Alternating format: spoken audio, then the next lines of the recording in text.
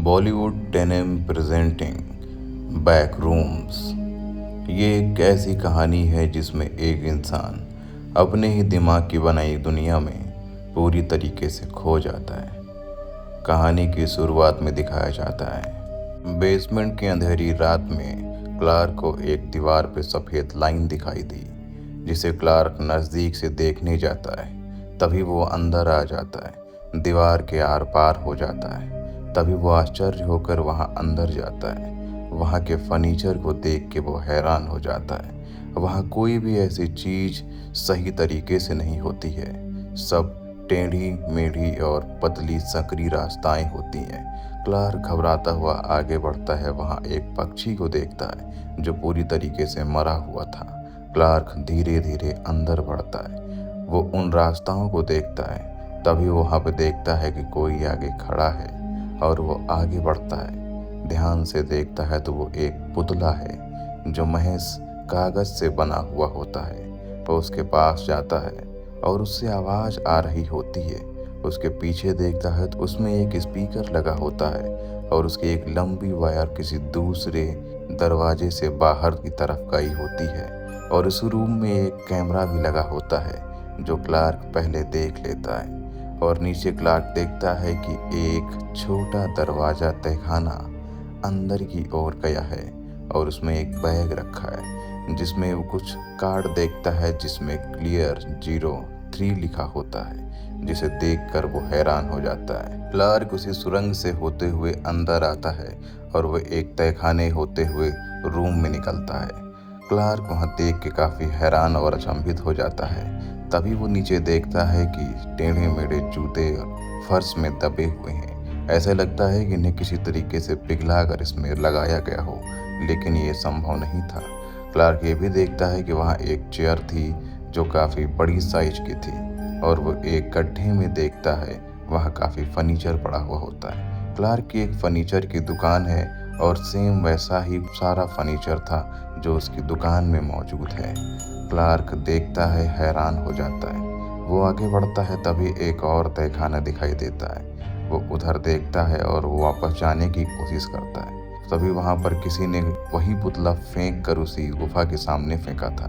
Clark डर जाता है और वो घबरा कर वहाँ से भागने की कोशिश करता है और वो उसी दीवार को देख रहा होता है। तभी वह अपने ही शोरूम में वापस आ जाता है। क्लार्क ये सब देख के काफ़ी घबरा जाता है। वो अपने साइकियाट्रिस्ट से मिलता है और उसे पूरी बात बताता है, लेकिन साइकियाट्रिस्ट को लगता है कि क्लार्क अपने दिमाग को काफ़ी इस्तेमाल कर रहा है और वो काफ़ी परेशान है। क्लार्क वो सारी बातें बताता है, लेकिन उसको यकीन होता है कि उसकी साइकियाट्रिस्ट उसे पूरी तरीके से बात नहीं मान रही है। क्लार्क की फर्नीचर शोरूम की पूरी एक एक बात उसे बताता है और क्लार्क कहता है, तुम ऐसे नहीं मानोगी, तुम अगर मेरे साथ चलने की कोशिश करोगी और मैं तुमको दिखाऊंगा। साइकियाट्रिस्ट कहती है, तुम शायद 2-3 दिनों से काफ़ी सोए नहीं हो, इसलिए तुमको ऐसा लग रहा है। क्लार्क की डॉक्टर कहती है, क्या तुम्हें वहाँ कोई इंसान दिखाई दिया? क्लार्क कहता है, वहाँ किसी की आहट तो आई लेकिन मुझे सुनाई नहीं दिया। क्लार्क उसे यह भी बताता है कि मैंने वहाँ का पूरा नक्शा एक पेपर में बनाया है। क्लार्क की ये बात सुन के उसकी डॉक्टर कहती है, कहीं तुम कल की नशे में तो नहीं थे? क्लार्क काफ़ी गुस्सा हो जाता है और वो वहाँ से जाने की तैयारी करता है और कहता है कि अगली बार मैं जब मिलूंगा तो पूरे सबूत के साथ मैं तुमसे मिलूंगा। और तभी क्लार्क घर से निकल जाता है और वो जाता है अपनी मैनेजर के पास। अपनी मैनेजर के पास वो पहुंचता है जिसका नाम होता है कैट और उसके बीएफ का नाम होता है बॉबी। और कैट और बॉबी को अगले दिन कैमरा के साथ शोरूम आने का ऑफर देता है और अगले दिन कैट और बॉबी कैमरा लेकर उसकी तैयारी के साथ लग जाते हैं। ज़रूरत का सारा सामान वो अपने बैग में रखते हैं और रिकॉर्ड करते हैं। कैमरे के साथ में वो सब दिखाता है कि एक दीवार पर लाइन खींचकर वो दीवार के आर पार हो जाता है। कैट ये सब देख के काफ़ी घबरा जाती है। बॉबी भी पीछे से कैमरा के साथ उस दीवार के अंदर जाता है। कैट बाहर अकेली पड़ गई थी, वो भी मजबूरी में अंदर आती है। अंदर आके वो देखती है कि काफ़ी हैरान करने वाली दृश्य थे वहाँ पे। वो देखकर सब घबरा जाती है। वहीं नीचे ही एक गहरी सुरंग जा रही होती है जिसके बाहर कपड़ों के ढेर लगे हुए होते हैं। क्लार्क बॉबी की कमर में रस्सी बांधकर उसे नीचे भेजने का फैसला करता है और बॉबी की कमर में रस्सी बांधकर उसे नीचे भेजता है। वो नीचे आके देखता है वहाँ पर ढेर सारे गंदे कपड़े पड़े हुए हैं। उन्हीं गंदे कपड़ों के बीच बॉबी को एक टी शर्ट दिखाई देती है। उसे याद आता है कि ये टी शर्ट तो उसने कुछ दिन पहले ही खरीदी थी। वो तो ये सब देख ही रहा होता है, तभी वो आगे बढ़ता है। तभी वहाँ पे उसे एहसास होता है कि वहाँ कोई है। वहाँ अफरा तफरी का माहौल बन जाता है। वहीं ऊपर क्लार्क और कैट दोनों मिलके बॉबी की रस्सी खींचते हैं, उसे बाहर ले आते हैं। बॉबी अपनी रस्सी खोल ही रहा होता है, तभी उसे पीछे से कोई खींचने लगता है। दोनों मिलके उसे काफ़ी बचाने की कोशिश करते हैं, लेकिन बॉबी को नहीं बचा पाते हैं। बॉबी को अदृश्य शक्ति पीछे से खींच ले जाती है, जिसे देखकर वो काफ़ी आश्चर्य हो जाते हैं, काफ़ी परेशान हो जाते हैं। उसी रस्सी से बंधे हुए टेबल के पास में बंधा हुआ कैमरा, वो भी उसी में गिर जाता है। उस कैमरे में वो सारे दृश्य रिकॉर्ड होते हैं, जिन्हें देखकर वो काफ़ी परेशान हो जाते हैं। खून के सारे चिट्ठे आसपास पड़े हुए होते हैं और वहाँ दिखाया जाता है कि बॉबी काफ़ी परेशान है और चिल्ला रहा है। बॉबी को परेशान देखकर कैट भी अंदर कूद जाती है। तभी कैट को अदृश्य शक्ति अंदर खींच ले जाती है। जोर की आवाज़ आती है कैट के चीखने और चिल्लाने की। ये खौफनाक मंजर देखकर क्लार्क अपनी जान बचाने के लिए उसी में बने हुए एक पतले से दरवाजे से अंदर जाता है और वहाँ पर देखता है कि एक चमकती हुई क्रिसमस दिखाई देती है। उसके पीछे से एक अजीबोगरीब औरत बाहर आ रही होती है। दरअसल उसका पूरा हुलिया बिगड़ा होता है।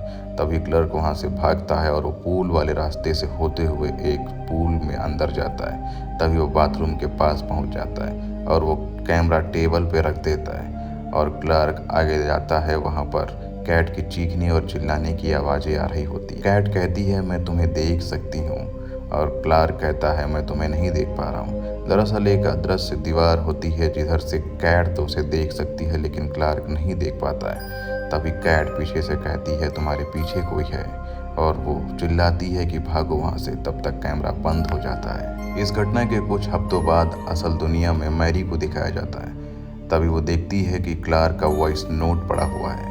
वॉइस नोट में क्लार्क कहता है कि मैंने अपनी दुनिया देख ली है और मैंने उसे खोज लिया है और मुझे असल दुनिया में आने की ज़रूरत नहीं है। ये सब सुन के मैरी परेशान हो जाती है। उसे लगता है कि क्लार्क ने कहीं अपने आप को किसी तहखाने में बंद तो नहीं कर लिया है। उसकी दिमागी हालत देखकर उसके शोरूम में जाती है। तभी वो बेसमेंट में जाती है। वहाँ पर देखती है कि एक दीवार पर लाइन खींची हुई है और वही नक्शा एक बोर्ड पे बना हुआ है, जिसमें एक एक रास्ते बने हुए होते हैं। वो उस दीवार के पास जाती है। उसे कुछ ऐसा लगता है कि क्लार्क सच कह रहा होता है और वो उस दीवार के पास जाती है और उसमें हाथ लगाने की कोशिश करती है और वो हाथ उसका आर पार हो जाता है। ये देखकर वो आश्चर्य हो जाती है। तभी वो अंदर आती है और देखकर पूरी तरीके से परेशान हो जाती है। क्लार्क की कही हुई सारी बातें सच हो रही होती हैं। मैरी को वो दुनिया, एक ऐसी दुनिया दिखाई दे रही होती है जिसे देखकर वो आश्चर्य हो जाती है। सामने ही एक अजीबोगरीब चित्र बने हुए होते हैं, जिसे देखकर वो समझ जाती है ये चित्र साधारण नहीं है। तभी वो उसके पास जाती है, जिसमें एक शैतान नुमा आदमी एक आदमी को उठाकर मारने की कोशिश कर रहा होता है। तभी वो पीछे से एक आवाज़ आती है, जिसे वह देखकर पीछे की तरफ मुड़ती है और वो आवाज़ किसी और की नहीं, क्लार्क की होती है। तभी अचानक क्लार्क वहाँ खड़ा हो जाता है। क्लार्क देखता है मैरी वहाँ पे आई हुई है। तभी पीछे से एक और आवाज़ आती है, जिसे क्लार्क सुन लेता है। क्लार्क सुनकर मैरी के पास जाता है। तभी पीछे से मैरी को कस के पकड़ लेता है, इतनी ज़ोर से कि मैरी बेहोश हो जाती है। मैरी को जब होश आता है तो वो एक टेबल पर बैठी हुई होती है, जिसके दोनों हाथ बंधे हुए होते हैं। तभी वो देखती है कि वहाँ पर अजीबोगरीब आदमी बैठे हुए हैं, जिनके साथ वो डिनर करने के लिए बैठी है। मैरी पास में ही देखती है एक छोटे आदमी को, और वही महिला जिसने क्लार्क को मारने की कोशिश की थी, और एक आदमी जो पूरी तरीके से बैठा हुआ होता है। मैरी पूछती है, ये सब क्या है? क्लार्क कहता है, ये एक ऐसी दुनिया है जहाँ पर लोग अपने दिमाग से सोचते हैं और वैसे ही तस्वीरें बन जाती हैं। ये एक ऐसी दुनिया है जहाँ पर रहने के बाद लोगों को एहसास नहीं होता है कि वो एक असल दुनिया में है या सपनों में है, क्योंकि जैसा हम सोचते हैं वैसा हमारे सामने बन जाता है। इंसान को चोट लगी लेकिन उसे एहसास नहीं, एक ऐसा पुतला बना हुआ होता है। क्लार्क बताता है, हम जैसे सोचते हैं वैसी आकृतियाँ यहाँ बन जाती हैं। हमारे सोचने के हिसाब से, धुंधली यादों के हिसाब से यहाँ पर तस्वीरें बनी हुई हैं। वो पुतला देखो, उसकी ना कोई छात्र है ना कोई छाया है।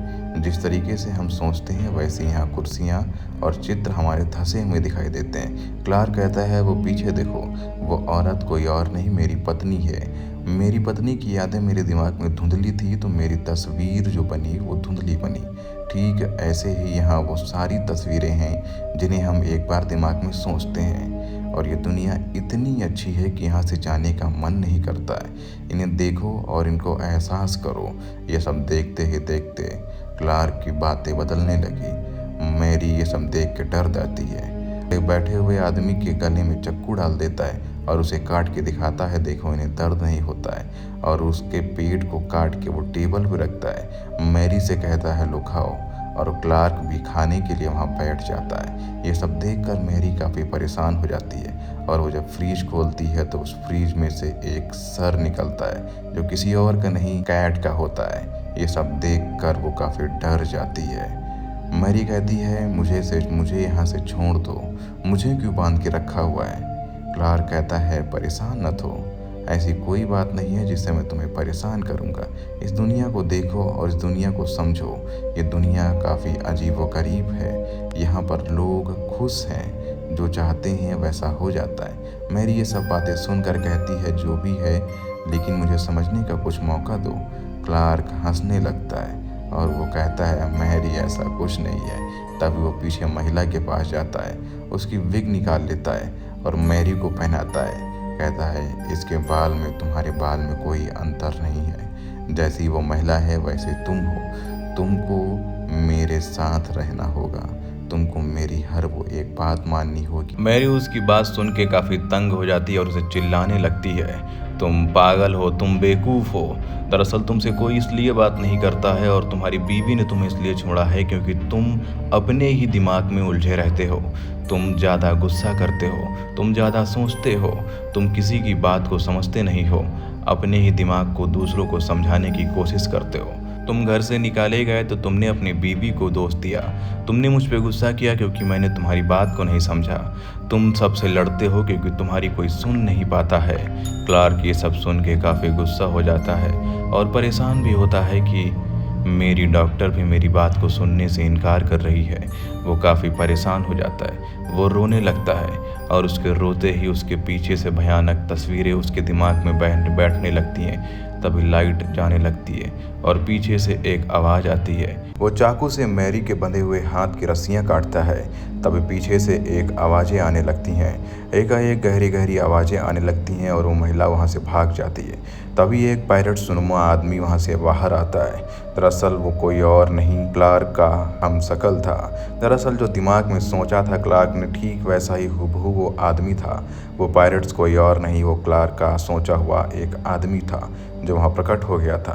क्लार्क जाता है उसके पास और उससे बातें करता है। तभी वो पायलट्स उसे क्लार्क को हाथ में उठा लेता है। वो आदमी कोई और नहीं होता है, वो उसका दिमाग क्लार्क का ही होता है, क्योंकि क्लार्क ने कुछ समय पहले एक ऐसा ही ऐड अपने फर्नीचर शोरूम के लिए दिया था जो उसकी यादें उसके दिमाग में पहले से बनी हुई थी, और वही वो पायलट्स बन के आया था जो सामने दिखाई दे रहा था। क्लार्क उसे गहरी तरीके से देखता है और सोचता है। तभी क्लार्क उस आदमी के पास जाता है और उससे कहता है देखो घबराओ नहीं, ये हमारी डॉक्टर है, डॉक्टर ने सब कहा है, सब ठीक हो जाएगा। तभी देखते ही देखते उस पायलट ने क्लार्क को अपने हाथ में उठा लिया और उसे ज़ोर से काट के उसे मार दिया। ये सब देख के डॉक्टर समझ गई यहाँ बहुत खौफनाक होने वाला है, और वो काफ़ी चिल्लाने लगी और वहाँ से किसी तरीके से खुद को बचाते हुए भागने लगी, और पायलट्स उसे क्लार्क को उठा के उसके पीछे आ रहा था। डॉक्टर उसे देखकर काफ़ी छिप रही थी और देखते ही देखते उसके पैर में चोट लग गई। तभी डॉक्टर एक सीढ़ी से ऊपर जाने की कोशिश करती है और वो डरी थी, सहमी थी। ठीक उसके पीछे और वहाँ से एक गहरी खाई थी जिसमें सैकड़ों कमरे बने हुए थे। डॉक्टर सीढ़ी चढ़ के ऊपर बढ़ने की कोशिश करती है और वो कहीं और नहीं, वो क्लार्क के फर्नीचर वाले शोरूम में आके आ जाती है। तभी वो देखती है वो पायलट्स उसके पीछे पीछे उसके साथ उसी शॉप में पहुंच रहा है। तभी वहाँ पे लाइट ब्लिंक होने लगती है और डॉक्टर के सामने वही पायलट्स आ जाता है। डॉक्टर डर के उसको मारने की कोशिश करती है और वहाँ से डर के पीछे के दरवाजे से जाने की कोशिश करती है। डॉक्टर उसके लकड़ी वाले पैर पर तेज़ से वार करती है, जिससे उसका पैर टूट जाता है और वो पायरेट्स वहीं पे गिर जाता है। वो गिड़गिड़ाने लगता है। अभी डॉक्टर वहाँ गिर के भागने की कोशिश करती है। तभी उसके शोरूम में जहरीली गैसें और कैमरे लगे दिखाई पड़ते हैं उसे। तब तक वो डॉक्टर वहाँ पे बेहोश हो जाती है और इस मंजर के बाद उसे एहसास होता है कि ये कोई सपना है। दरअसल ये कोई सपना नहीं होता है। पायरेट्स अभी भी उसके पीछे पड़ा था और वो उसके ऊपर हमला कर देता है। डॉक्टर पीछे मुड़ के उसका चेहरा नोचने की कोशिश करती है और उसे मारने की कोशिश करती है। डॉक्टर अपनी जेब से एक पत्थर निकालती है। दरअसल ये पत्थर उसका ही एक पत्थर था, जिससे वो पायरेट्स के मुंह पे मारती है और पायरेट्स का मुंह पूरी तरीके से टूट जाता है। उसका मुंह पूरी तरीके से टूट जाता है और डॉक्टर वहाँ से भागने लगती है। तभी वो एक पतली रास्ता से अंदर जाती है। पायरेट्स उसका रास्ता नहीं छोड़ रहा था और वो उसके पीछे आने की कोशिश करता है। रास्ता पतली होने की वजह से वो उसके पीछे नहीं आ पाता है और उसी पतले हुए रास्ते से वह एक कमरे में जाती है, जहाँ कुछ लोग उसका इंतज़ार कर रहे थे। वो इंतज़ार कोई और नहीं थे, वो डॉक्टर थे और वो साइंटिस्ट थे। जो तभी डॉक्टरों की टीम ने उसे पूरी तरीके से घेर लिया और डॉक्टर के एक एक जांच करने के बाद उसकी पूरी रिपोर्ट सामने आई, जिसमें से सब सामान्य दिखाई दिया। तभी वहाँ पर एक मैक्स नाम के डॉक्टर का अंदर आता है और वो अंदर आके बैठता है। डॉक्टर उसे पूछती है ये सब क्या हुआ, तो डॉक्टर उसे बताता है दरअसल जिस रूम में तुम थी उसे बैक रूम्स कहते हैं और यहाँ पर हम लोगों ने MRI की एक मशीन बनाई थी, लेकिन उसमें कुछ तकनीकी खराबी होने की वजह से एक ऐसी जगह बन गई जहाँ का रूम्स और टेम्परेचर और वातावरण पूरी तरीके से चेंज हो गया, जिसे हम समझने की आज भी कोशिश करते हैं। जिससे ये नतीजा निकला कि जो भी उसके बारे में जैसा सोचता है और अपनी बीती यादों को अपने दिमाग में बैठाता है, ठीक वैसी प्रतिक्रियाएँ वहाँ पर होती हैं। डॉक्टर उसकी बातों को गहरी तरीके से समझती है और तभी उसे याद आता है कि क्लार्क सही कहता था। वो डॉक्टर समझ जाती है कि ये लोग मुझे यहाँ से जाने नहीं देंगे, क्योंकि बैकरूम्स के बारे में जो राज छिपे थे वो उसने वहाँ से जान लिए हैं और वो वहाँ से जिंदा नहीं वापस निकली है। दरअसल वो एक ट्रैप में फंस जाती है। तभी दिखाया जाता है कि बैकरूम्स में भी उस डॉक्टर की यादों ने अपना जन्म ले लिया है और बैकरूम्स में डॉक्टर की टेढ़ी मेढ़ी नुमा आकृति बन के तैयार हो गई है। दरअसल दोस्तों ये कहानी एक इस प्रकार की है, जिस तरीके से अपने दिमाग में हम जो सोचते हैं वो कहानियाँ बन जाती हैं और अपने दिमाग को उन सब चीज़ों से बाहर हम निकाल ही नहीं पाते हैं। एक न एक ट्रैप में हम लोग फंसते ही चले जाते हैं। समस्याओं के समाधान को ढूंढने की बजाय हम आगे बढ़ने की कोशिश करते हैं, जिसमें से हमें कुछ गलतियाँ, कुछ एहसास और कुछ तकनीकी चीज़ें हमें दिखाई नहीं देती हैं, जो आगे चल के समस्याएँ बन जाती हैं। और बचपन की कुछ ऐसी गलतियाँ जिन्हें हम नज़रअंदाज करने की बजाय उनको दिमाग में बैठा लेते हैं और वो सब चीज़ें हमें आगे जीवन में भी परेशान करने की समस्याएं बनाती रहती हैं। ठीक वैसे ही जैसे क्लार्क की ज़िंदगी में उसकी वो सब यादें।